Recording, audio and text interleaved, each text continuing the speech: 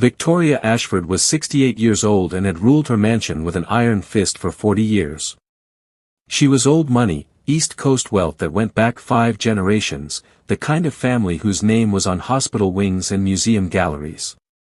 She lived in a 12-bedroom estate in Connecticut with a staff of 9.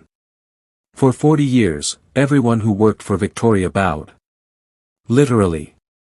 A slight inclination of the head when she entered a room. It was the rule. Her rule.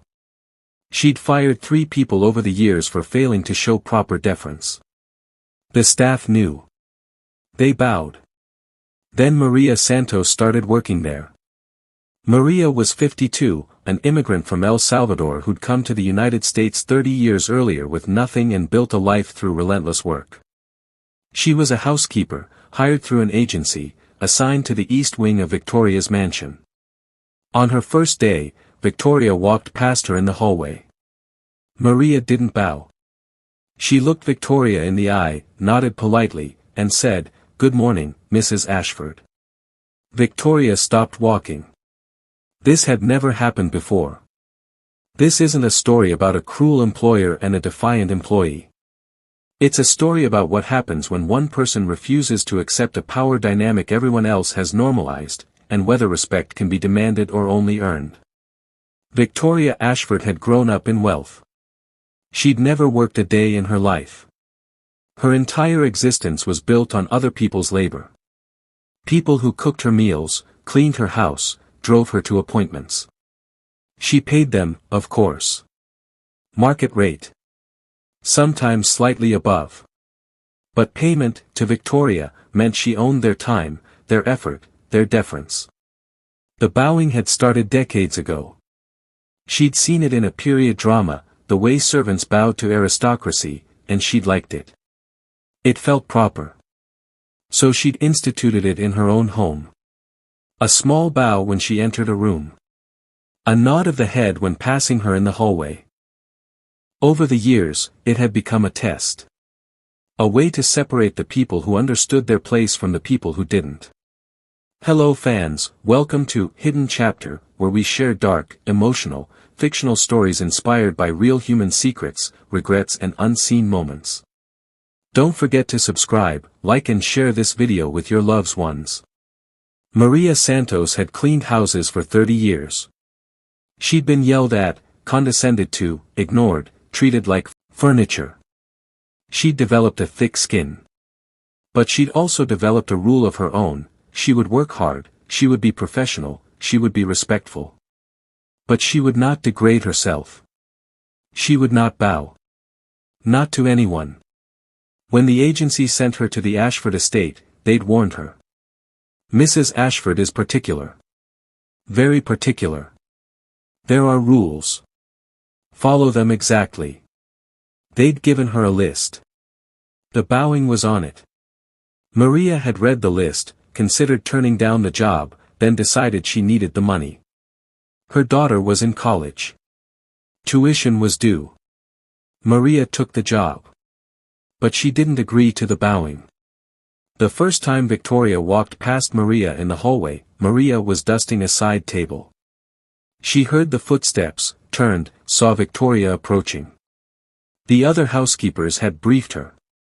When Mrs. Ashford walks by, stop what you're doing, step aside, bow slightly, don't make eye contact. Maria stopped what she was doing.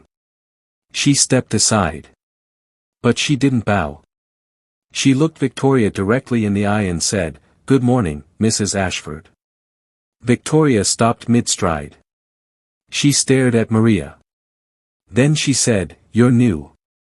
Maria said, "Yes, ma'am." "Started today." Victoria said, "You didn't bow." Maria said, "No, ma'am. I didn't." There was a long silence. Finally, Victoria said, "Everyone bows." Maria said, "I'm sure they do. But I won't be." Victoria's eyes narrowed. "Excuse me." Maria said, calmly, respectfully, "I'll work hard. I'll do excellent work. I'll be professional and respectful. But I won't bow. That's not something I do." Victoria had never thought about it that way. She walked away feeling something she hadn't felt in years. Uncertain. The dinner party came. Victoria had told the agency she wanted Maria gone after the week.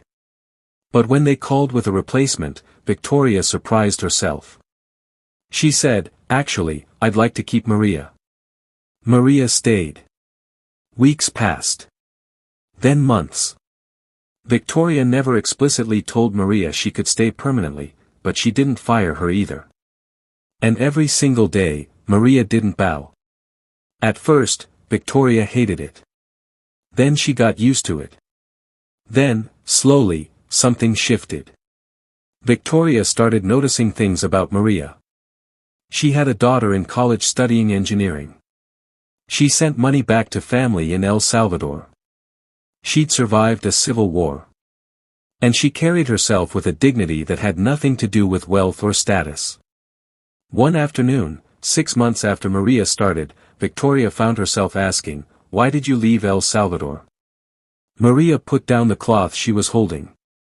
"Civil war. My family wasn't safe. I left with my daughter when she was 2. Came here with nothing. Built everything from zero." Victoria said, "That must have been difficult." Maria smiled. "It was. But I'm proud of it." Victoria said something she'd never said to an employee in 40 years. "Thank you for your work.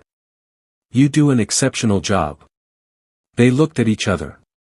A shift happened in that moment. Victoria started seeing Maria. Really seeing her. Not as the help, but as a person with a full life, a history, struggles, victories. They started having actual conversations. Not employer and employee. 2 women talking. Victoria learned that Maria was smarter than most people she socialized with. That Maria had insights that came from actually living in the world, not insulated from it by wealth. 1 year after Maria started, Victoria did something unprecedented. She invited Maria to sit down and have coffee with her. They sat in the sunroom, 2 women from completely different worlds, drinking coffee and talking about life. Victoria said, "I've been thinking about the bowing." Maria said, "Oh." Victoria said, "I'm going to stop requiring it." Maria looked surprised. "Really?" Victoria said, "I instituted that rule 40 years ago because I thought respect had to be performed.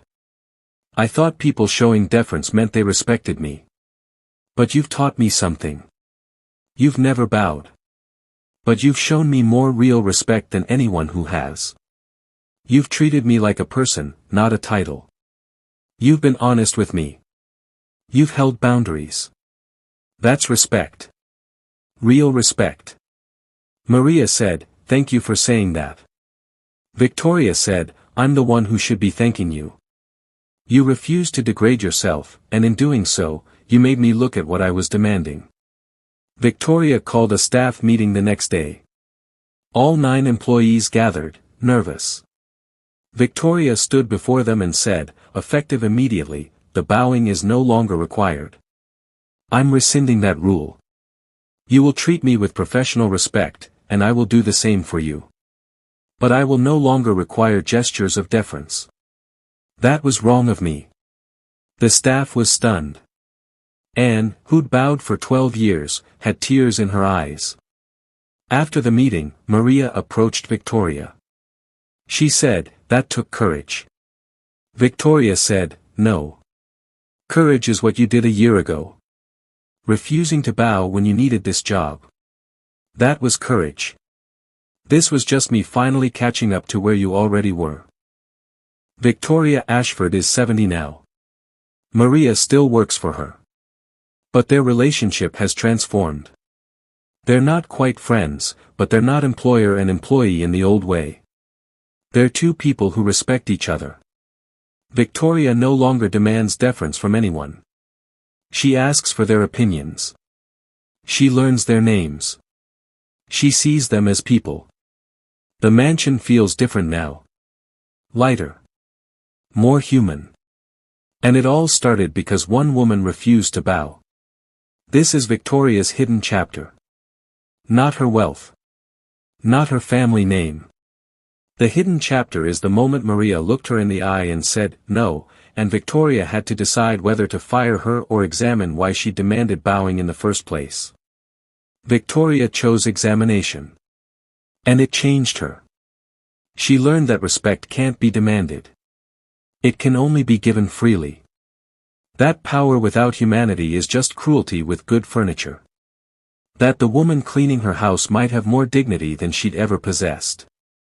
If you've ever refused to bow to someone who expected it, if you've ever held a boundary even when it cost you, if you've ever treated someone as an equal when the world said they were beneath you, then you understand this hidden chapter. What would you have done? Would you have bowed to keep the job? Or would you have refused like Maria? Drop your answer in the comments. There's no right answer. Just the one you could live with. Thanks for being here.